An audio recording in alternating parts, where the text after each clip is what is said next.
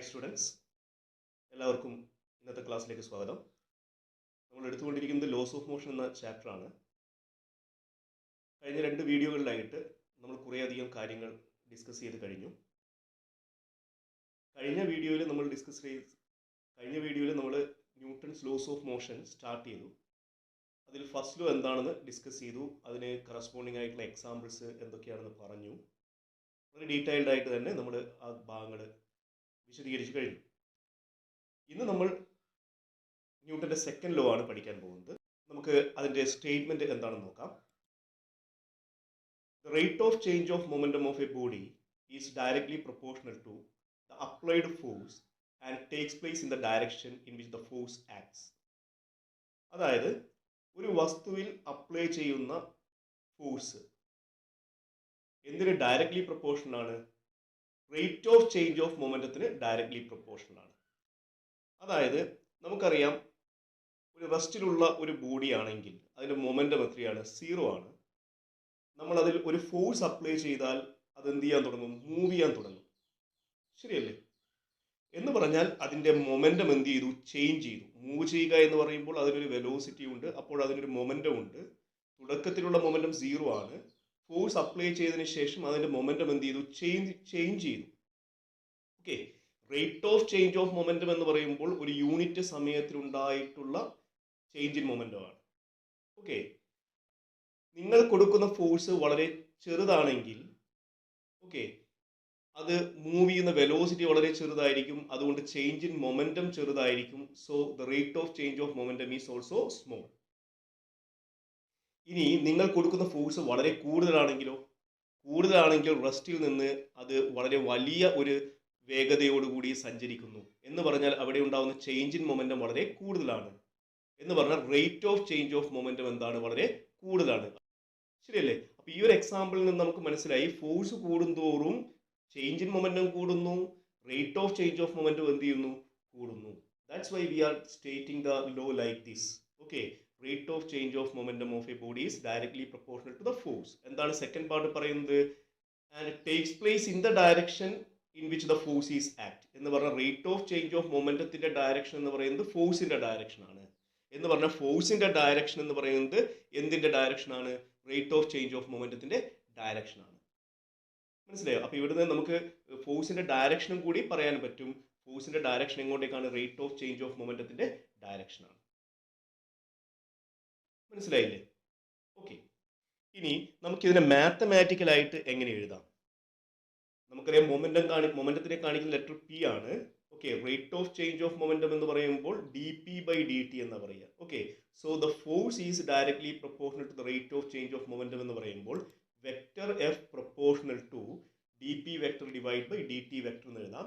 So this is the mathematical representation of Newton second law of motion. മനസ്സിലായില്ലേ?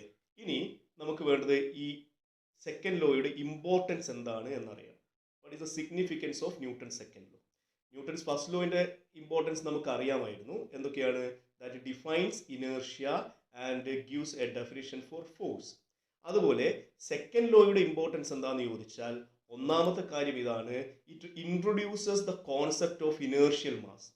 ഇത് എന്തിന്റെ concept introduce ചെയ്യുന്നു? Inertial mass എന്ന് പറയുന്ന കോൺസെപ്റ്റ് ഇൻട്രൊഡ്യൂസ് ചെയ്യുന്നു. Inertia was introduced by Newton's first law. Okay, and inertial mass is introduced by ഏതാണ്? Newton second law. കൂടാതെ first law നിങ്ങൾക്ക് എന്ത് തരുന്നു എന്നാ പറയുന്നത്? First law gives the definition for force. പക്ഷേ ഇത് ഡെഫിനിഷൻ അല്ല തരുന്നത്, it gives an equation to measure the force. എന്ത് മെഷർ ചെയ്യാൻ വേണ്ടി? ഫോഴ്സ് മെഷർ ചെയ്യാനുള്ള ഒരു ഇക്വേഷൻ ഏത് തരുന്നു? സെക്കൻഡ് ലോ തരുന്നു. മനസ്സിലായോ? So these are the 2 important points here. ഇനി നമുക്ക് എങ്ങനെയാണ് ഫോഴ്സ് കണ്ടുപിടിക്കുക? How can we measure the force? What is the equation of force? അപ്പോൾ നമ്മൾ ഇനി പഠിക്കാൻ പോകുന്നത് ഫോഴ്സിന്റെ ഇക്വേഷൻ ആണ്. ഓക്കെ, നിങ്ങൾ ഒരു ബോഡി കൺസിഡർ ചെയ്യുക. ആ ബോഡിയുടെ മാസ് m ആണ്. അത് ട്രാവൽ ചെയ്യുന്ന സ്പീഡ് എത്രയാണ്? v ആണ്. ഓക്കെ, അങ്ങനെയാണെങ്കിൽ അതിന്റെ മൊമെന്റം എത്രയാണ്? p is equal to mv ആണ് എന്ന് നമുക്ക് അറിയാം. ശരിയല്ലേ? So that is the equation for momentum. Okay, ഇനി നമുക്ക് പറയാം, according to second law of motion the force applied on the body is directly proportional to the rate of change of momentum. അല്ലേ? That is F proportional to dp by dt എന്ന് എഴുതാം. ശരിയല്ലേ? അവിടെ P യുടെ സ്ഥാനത്ത് എന്ത് കൊടുക്കാം? mv എന്ന് കൊടുക്കാം. So F proportional to d by dt of mv എന്ന് എഴുതാം. ശരിയല്ലേ? എന്ന് പറഞ്ഞാൽ അവിടെയുള്ള കേസിൽ m എന്ന് പറയുന്നത് മാസ് ആണ്. മാസ് കോൺസ്റ്റന്റ് ആണെങ്കിൽ so we can take F proportional to m into dv by dt. What is dv by dt? Rate of change of momentum. So F proportional to ma എന്ന് എഴുതാം. Okay. So F is equal to k into ma എന്ന് എഴുതാം, where k is the constant of proportionality, and you have to remember this point. In SI system of unit, the value of k is 1. അങ്ങനെയാണെങ്കിൽ നിങ്ങൾക്ക് കിട്ടുന്ന equation എന്താണ്? F is equal to ma എന്നാണ്. So this is the equation to measure the force. Okay, that is obtained from Newton's second law of motion. So this is very important. Okay, മനസ്സിലായല്ലോ? ഇനി F equal to ma എന്ന് പറയുന്ന equation എപ്പോഴാണ് valid ആവുന്നത്? Okay, ഇത് valid ആവുന്നത് എപ്പോഴാണെന്ന് ചോദിച്ചാൽ only if the mass of the body is constant and finite. എന്ന് പറഞ്ഞാൽ മാസ് എന്തായിരിക്കണം? കോൺസ്റ്റന്റ് ആയിരിക്കണം. നമ്മൾ നേരത്തെ പറഞ്ഞു F proportional to m into D V by D T എന്ന് എടുക്കാൻ കാരണം മാസ് എന്തായതുകൊണ്ടാണ്? കോൺസ്റ്റന്റ് ആയതുകൊണ്ടായിരുന്നു. ഓക്കെ, സോ ഇത് എപ്പോഴും മാത്രമേ ഉപയോഗിക്കാൻ പറ്റുള്ളൂ മാസ് കോൺസ്റ്റന്റ് ആണെങ്കിൽ മാത്രം. ഇനി മാസ് കോൺസ്റ്റന്റ് അല്ലെങ്കിലോ? If the mass is not a constant, അങ്ങനെയാണെങ്കിൽ നിങ്ങൾ ഉപയോഗിക്കുന്ന ഇക്വേഷൻ എന്താണ്? F is equal to D P by D T എന്നാണ് ഉപയോഗിക്കുക. F is equal D P by D T, that is D by D T of M V. Okay, അതിന് നമുക്ക് product rule ഉപയോഗിച്ചുകൊണ്ട് നമുക്ക് മാറ്റി എഴുതാം. എങ്ങനെയാണ് മാറ്റി എഴുതുന്നത്? M into D V by D T, okay, plus V into D M by D T. So this is the equation. What is dv by dt? ma. So we can write this is equal to m into a plus v into dm by dt. അപ്പോൾ mass constant അല്ലാത്ത കേസിൽ, അതായത് velocity എന്താണ്? Variable ആണ്. മാസും എന്താണ്? Variable ആണ്. അങ്ങനെയുള്ള കേസിൽ നിങ്ങൾ ഉപയോഗിക്കുന്ന ഇക്വേഷൻ എന്താണ്? ഇതാണ് ഇക്വേഷൻ. ഏതാണ്? F is equal to D P by D t, അല്ലെങ്കിൽ F is equal to m a plus V into D M by D t. അവിടെ ഒരു കാര്യം ശ്രദ്ധിക്കണം, അവിടെ മാസ് വേരിയബിൾ ആണ്, വെലോസിറ്റി വേരിയബിൾ ആണ്. ഇനി വെലോസിറ്റി കോൺസ്റ്റന്റ് ആണെങ്കിലോ? വെലോസിറ്റി കോൺസ്റ്റന്റ് ആണെങ്കിൽ ഈ ടേമിൽ, രണ്ട് ടേമിൽ ഒരു ടേം ക്യാൻസൽ ചെയ്യപ്പെടും. ഏത് ടേം ക്യാൻസൽ ചെയ്യപ്പെടുക? That is this one, m into D V by D T എന്ന് പറയുന്ന ഈ ഇക്വേഷൻ എന്ത് ചെയ്യപ്പെടും? ക്യാൻസൽ ചെയ്യപ്പെടും. ഏത് മാത്രമേ ഉണ്ടാവുള്ളൂ? V into D M by D T എന്ന് പറയുന്ന ടേം മാത്രമേ ഉണ്ടാവുള്ളൂ. മനസ്സിലായോ? ഓക്കെ, ഇനി ഫോഴ്സ് എന്ന് പറയുന്നത് ഒരു വെക്ടർ ക്വാണ്ടിറ്റി ആണ്. അതിന്റെ ഡയറക്ഷൻ എങ്ങോട്ടേക്കെന്ന് ചോദിച്ചാൽ in the direction of change in momentum. ഏതിന്റെ ഡയറക്ഷനാണ്? ചേഞ്ച് ഇൻ മൊമെന്റത്തിന്റെ ഡയറക്ഷനാണ് ഫോഴ്സിന്റെ ഡയറക്ഷൻ എന്ന് പറയുന്നത്. ഓക്കെ, അതുപോലെ ഇതിന്റെ എസ് ഐ യൂണിറ്റ് എന്താണെന്ന് ചോദിക്കും. ഇതിന്റെ എസ് ഐ യൂണിറ്റ് ന്യൂട്ടൺ ആണ്, റെപ്രസെന്റഡ് ബൈ ക്യാപിറ്റൽ എൻ. ഒരു ന്യൂട്ടൺ എന്ന് പറയുന്നത് 1 kilogram metre per second square ആണ്. കാരണം F is equal to m a ആണ്, മാസിന്റെ യൂണിറ്റ് കിലോഗ്രാം ആണ്, ആക്സലറേഷന്റെ unit metre per second square ആണ്. കൂടാതെ ഇതിന്റെ സി ജി എസ് യൂണിറ്റ് എന്താണെന്ന് ചോദിക്കും. ഇതിന്റെ സി ജി എസ് യൂണിറ്റ് എന്ന് പറയുന്നത് ഡൈൻ ആണ്. ഓക്കെ, ഒരു ഡൈൻ എന്ന് പറയുന്നത് 1 ഗ്രാം സെന്റിമീറ്റർ സ്ക്വയർ ആണ്. ഓക്കെ, മനസ്സിലായി? ഇനി ഒരു ഡൈനും ഒരു ന്യൂട്ടണും തമ്മിലുള്ള റിലേഷൻ എന്താണെന്ന് ചോദിച്ചാൽ നിങ്ങൾക്ക് പറയാം 1 dyne is equal to 10⁻⁻5 newton എന്ന് പറയാം. അല്ലെങ്കിൽ നേരെ തിരിച്ചെഴുതാം. എങ്ങനെ? 1 newton is equal to 10⁵5 dyne. All these are very important points. മനസ്സിലായില്ലേ? ഇനി നമുക്ക് പഠിക്കാനുള്ളത് ഇമ്പൾസ് ആണ്. ഇമ്പൾസ് എന്താണ്? ഇമ്പൾസ് എന്ന് പറഞ്ഞാൽ ഞാൻ ഒരു എക്സാമ്പിൾ പറയാം. നിങ്ങൾ ഒരു ബോളിനെ കിക്ക് ചെയ്യുന്നു. ഒരു ഫുട്ബോളിനെ നിങ്ങൾ കാലുകൊണ്ട് കിക്ക് ചെയ്യുന്നു. അല്ലെങ്കിൽ ഒരു ക്രിക്കറ്റ് ബോളിനെ നിങ്ങൾ ബാറ്റ് കൊണ്ട് ഹിറ്റ് ചെയ്യുന്നു. അതുമല്ലെങ്കിൽ നിങ്ങൾ ഒരു ആണിയെ എന്ത് ചെയ്യുന്നു? ഒരു ഹാമർ ഉപയോഗിച്ച് അടിക്കുന്നു. മനസ്സിലായോ? ഇതൊക്കെ ഇമ്പൾസിന് എക്സാമ്പിൾ ആണ്. ഓക്കെ, അവിടെ അപ്ലൈ ചെയ്യപ്പെടുന്ന ഫോഴ്സിനെയൊക്കെ നമ്മൾ ഇമ്പൾസീവ് ഫോഴ്സ് എന്നാണ് വിളിക്കുക. അതായത് കിക്ക് ചെയ്യുന്നു, ഫുട്ബോളിനെ കിക്ക് ചെയ്യുന്നു, അവിടെ നിങ്ങൾ അപ്ലൈ ചെയ്യുന്ന ഫോഴ്സ് ഇമ്പൾസീവ് ഫോഴ്സ് ആണ്. അല്ലെങ്കിൽ ക്രിക്കറ്റ് ബോളിനെ നിങ്ങൾ ബാറ്റ് കൊണ്ട് അടിക്കുന്നു, ഹിറ്റ് ചെയ്യുന്നു, അതെന്താണ്? ഇമ്പൾസീവ് ഫോഴ്സ് ആണ്. ആ ഹിറ്റ് ചെയ്യുന്ന ഫോഴ്സ് ഇമ്പൾസീവ് ഫോഴ്സ് ആണ്. മനസ്സിലായില്ലേ? അപ്പൊ എന്താണ് ഈ ഇമ്പൾസീവ് ഫോഴ്സ്? അതുപോലെ തന്നെ ഇമ്പൾസ് എന്ന് പറഞ്ഞാൽ, ഇമ്പൾസീവ് ഫോഴ്സ് എന്ന് പറഞ്ഞാൽ it is the very large force acting on a body for a short interval of time to produce a finite change in momentum. എന്ന് പറഞ്ഞാൽ ചെറിയ ഒരു ടൈം ഇന്റർവെലിൽ അപ്ലൈ ചെയ്യുന്ന വലിയൊരു ഫോഴ്സ്. മനസ്സിലായോ? അത് കാരണം അവിടെ എന്തുണ്ടാവുന്നു? ഒരു ഫൈനൈറ്റ് ചേഞ്ച് ഇൻ മൊമെന്റം ഉണ്ടാവുന്നു. ആ ഒരു ഫോഴ്സിനെ, ആ ഒരു ലാർജ് ഫോഴ്സിനെ വിളിക്കുന്ന പേരാണ് എന്ത്? ഇമ്പൾസീവ് ഫോഴ്സ് എന്ന് പറയുന്നത്. ഓക്കെ, ഓക്കെ, ഇനി എന്താണ് ഇമ്പൾസ് എന്ന് പറയുന്നത്? ഇതിന്റെ എഫക്റ്റിനെ വിളിക്കുന്ന പേരാണ് impulse. Okay, it is the total effect of large force acting for a short time to produce a finite change in momentum. മനസ്സിലായോ? അപ്പൊ അതിന് എക്സാമ്പിൾസ് ചോദിച്ചു കഴിഞ്ഞാൽ നമുക്ക് പറയാം എന്താണ് kicking a football, hitting a cricket ball with a bat, okay, or hammering a nail. അതൊക്കെ എന്തിന് എക്സാമ്പിൾ ആണ്? ഇമ്പൾസിന് എക്സാമ്പിൾസ് ആണ്. ഓക്കെ, ഇനി നമുക്കറിയേണ്ടത് ഇമ്പൾസ് എങ്ങനെയാണ് മെഷർ ചെയ്യുന്നത്. It is measured as the product of force and time. എന്തിന്റെ പ്രോഡക്റ്റ് ആയിട്ട്? ഫോഴ്സിന്റെയും ടൈമിന്റെയും. Okay, so I equal to F into t എന്ന് എഴുതാം. ഇമ്പൾസിനെ കാണിക്കുന്ന ലെറ്റർ ആണ് ഐ എന്ന് പറയുന്നത്. ഓക്കെ, ഇവിടെ നിങ്ങൾ അത് നോക്കിയാൽ മനസ്സിലാവും അതെന്ത് ക്വാണ്ടിറ്റിയാണ്? ഒരു വെക്ടർ ക്വാണ്ടിറ്റിയാണ്. അതിന്റെ ഡയറക്ഷൻ എങ്ങോട്ടേക്കാണ്? ഫോഴ്സിന്റെ ഡയറക്ഷൻ ആണെന്ന് പറയാം. ഫോഴ്സിന്റെ direction that is in the direction of what? Change in momentum. മനസ്സിലായില്ലേ? ഓക്കെ, ഇനി ഇതിന്റെ യൂണിറ്റ് എന്താണെന്ന് ചോദിച്ചാൽ നമുക്ക് പറയാം ന്യൂട്ടൺ സെക്കൻഡ് ആണ്. That is kilogram metre per second. അതായത് മൊമെന്റത്തിന്റെ അതേ യൂണിറ്റ് തന്നെയാണ് ഇമ്പൾസിന്റെ യൂണിറ്റ് എന്ന് പറയുന്നത്. ഓക്കെ, വളരെ ഇമ്പോർട്ടന്റ് ആയിട്ടുള്ള ഒരു പോയിന്റ് ആണ് ഇമ്പൾസ് മൊമെന്റം പ്രിൻസിപ്പിൾ. എന്താണ് impulse? I is equal to F into T ആണ് അല്ലേ? എന്താണ് എഫ് എന്ന് പറഞ്ഞാൽ? ഫോഴ്സ് ആണ്. ഫോഴ്സ് എന്ന് പറയുമ്പോൾ മാസ് ഇൻറ്റു ആക്സലറേഷൻ ആണ്. So we can rewrite this as I is equal to M into A into T. What is A? The rate of change of velocity, that is m into v minus u divided by t into t. T cancelled, so we get I is equal to m into v minus u. Okay, what is m into v? Momentum ആണ്. ഈ കേസിൽ v എന്ന് പറയുന്നത് final velocity ആണ്, u എന്ന് പറയുന്നത് initial velocity ആണ്. So m into v means final momentum, m into u means initial momentum. So this is equal to change in momentum. അതുകൊണ്ട് നമുക്ക് പറയാം impulse is equal to change in momentum. This is called impulse momentum principle.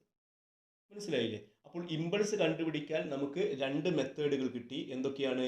ഒന്ന് force into time എന്ന് പറയുന്ന equation ഉപയോഗിക്കാം, അല്ലെങ്കിൽ change in momentum കണ്ടുപിടിച്ചാൽ മതി. മാസും വെലോസിറ്റിയും തന്നിട്ടാണ് നിങ്ങളോട് ഇമ്പൾസ് കാണാൻ പറഞ്ഞതെങ്കിൽ you just find out the change in momentum.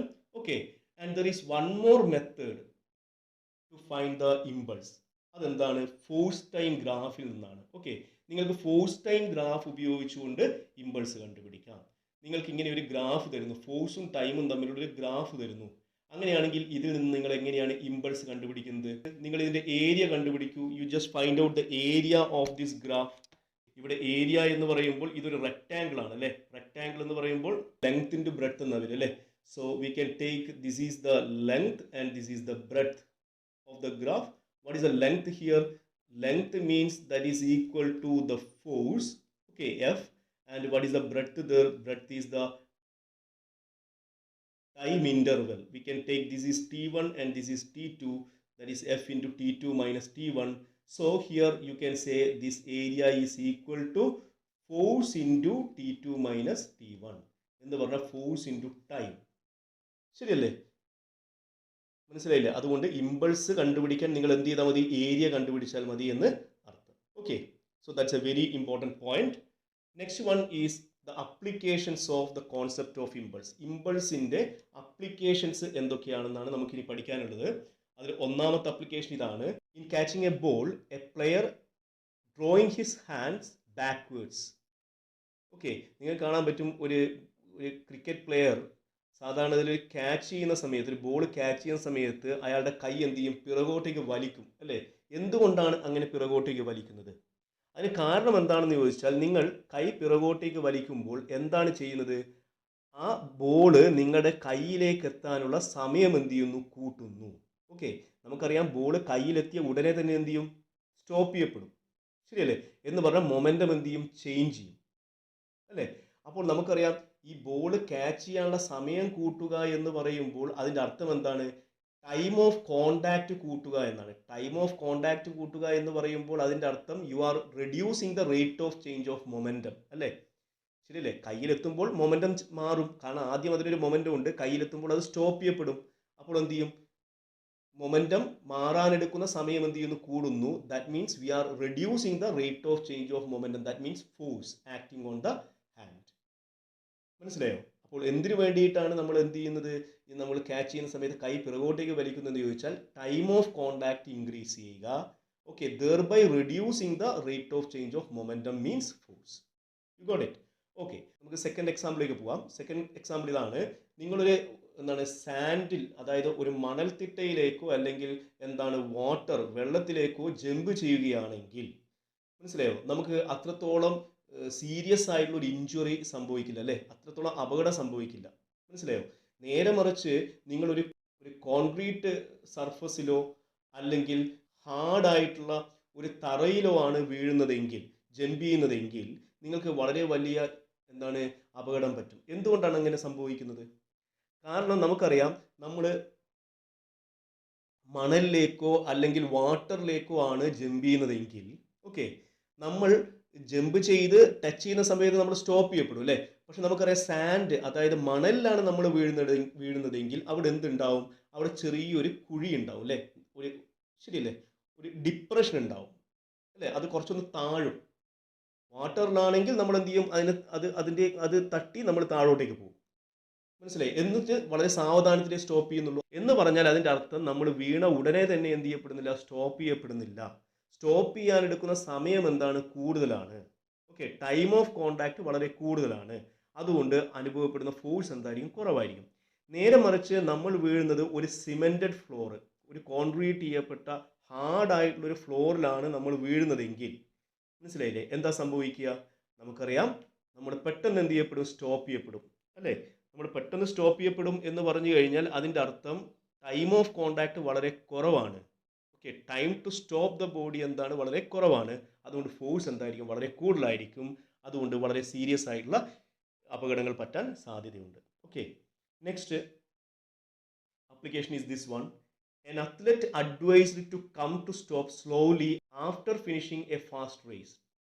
Okay, നമുക്കറിയാം സാധാരണ ഇതിൽ എന്താ പറയുക, 100 മീറ്റർ എന്താണ് റണ്ണിങ് എല്ലാം നടത്തുന്ന അത്ലറ്റ് ആണെങ്കിൽ, ഓക്കെ, അവർ ഈ ഓട്ടം കഴിഞ്ഞ ഉടനെ തന്നെ സ്റ്റോപ്പ് ചെയ്യപ്പെടുമോ? ഇല്ല. സ്റ്റോപ്പ് ചെയ്യുന്നുണ്ടോ, നിൽക്കുന്നുണ്ടോ? ഇല്ല. അവർ കുറച്ചുകൂടി ദൂരം ഓടിയതിന് ശേഷമാണ് എന്ത് ചെയ്യുന്നത്, സ്റ്റോപ്പ് ചെയ്യുന്നത്. എന്തുകൊണ്ടാണ്? കാരണം നമ്മൾ നമ്മൾ ഓടി വരുന്ന സമയത്ത് നമുക്കൊരു മൊമെന്റം ഉണ്ട് അല്ലേ. നമ്മൾ പെട്ടെന്ന് സ്റ്റോപ്പ് ചെയ്താൽ എന്താ സംഭവിക്കുക? പെട്ടെന്ന് സ്റ്റോപ്പ് ചെയ്താൽ അതിൻ്റെ അർത്ഥം ചേഞ്ച് ഇൻ മൊമെന്റം വളരെ പെട്ടെന്ന് നടക്കുന്നു എന്ന് പറഞ്ഞാൽ rate of change of momentum is very large എന്ന് പറഞ്ഞാൽ നമ്മുടെ മുകളിൽ അനുഭവപ്പെടുന്ന ഫോഴ്സ് വളരെ കൂടുതലായിരിക്കും. അതുകൊണ്ട് നമ്മൾ മുന്നോട്ടേക്ക് വീഴും. നമ്മൾ കുറച്ച് ദൂരം ഓടുകയാണെങ്കിൽ നമ്മൾ എന്താ ചെയ്യുന്നത്? നമ്മൾ പെട്ടെന്ന് സ്റ്റോപ്പ് ചെയ്യാതെ നമ്മൾ കുറച്ചു നേരം കൂടി ഓടുകയാണെങ്കിൽ, എന്നിട്ട് സാവധാനത്തിലാണ് സ്റ്റോപ്പ് ചെയ്യുന്നതെങ്കിൽ, നമുക്ക് എന്ത് പറയാം? അവിടെ time to stop the body is large എന്ന് പറഞ്ഞാൽ rate of change of momentum വളരെ കുറവാണ്, ഫോഴ്സ് വളരെ കുറവാണ്. മനസ്സിലായില്ലേ? So that's a very very important point. Okay, ഇനി നമുക്ക് അടുത്ത പോയിന്റിലേക്ക് പോവാം. The fourth one, china wares are wrapped in a straw or paper before packing.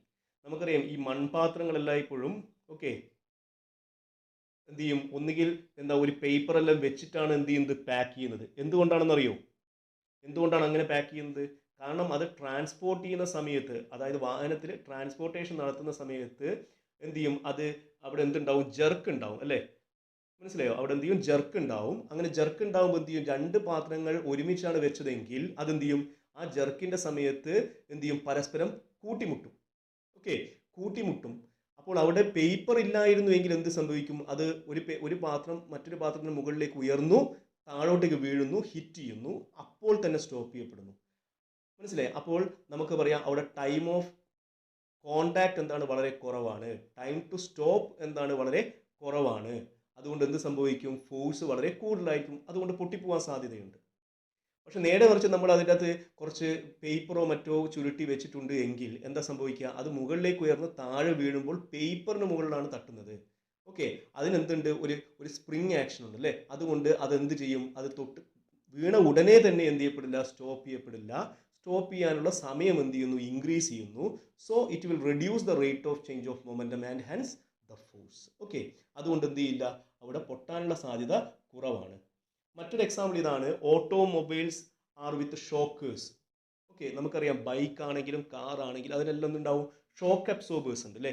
എന്തിനു വേണ്ടിയിട്ടാണ്? കാരണം നമുക്കറിയാം നമ്മുടെ റോഡ് വളരെ നല്ല റോഡാണ് അല്ലേ, വളരെയധികം കുണ്ടും കുഴിയുള്ള റോഡാണ് നമ്മുടെ റോഡ്. അപ്പോൾ എന്താ സംഭവിക്കുക, അപ്പോൾ ഇതിലൂടെ പോകുന്ന സമയത്ത് ജെർക്ക് ചെയ്യും അല്ലേ. അങ്ങനെ ജെർക്ക് ചെയ്യുന്ന സമയത്ത് ആ ജെർക്കിങ്ങിനിടയിലുള്ള സമയം കൂട്ടുക എന്നുള്ളതാണ് ഉദ്ദേശം. ഓക്കെ, അവിടെ ഷോക്ക് അബ്സോർബേഴ്സ് വെച്ച് കഴിഞ്ഞാൽ എന്താ സംഭവിക്കുക, അത് എന്ത് ചെയ്യാൻ എടുക്കുന്നത്, ഓരോ ജെർക്കിങ്ങിനിടയിലും ഉള്ള സമയം എന്ത് ചെയ്യുന്നു, കൂട്ടുന്നു. അതുകൊണ്ട് അവിടെ ഫോഴ്സ് നമുക്ക് എന്ത് ചെയ്യാൻ പറ്റും, കുറയ്ക്കാൻ പറ്റും. മനസ്സിലായോ?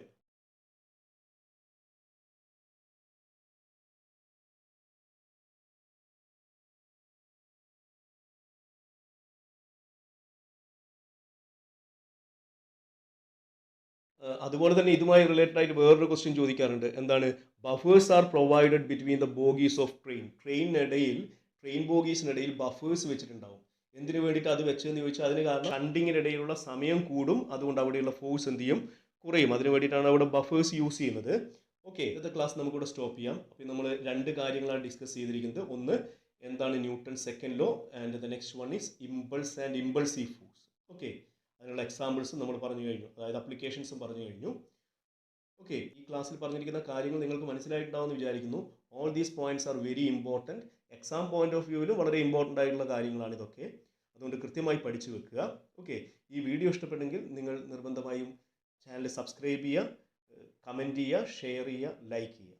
Okay, thank you for watching this video. By.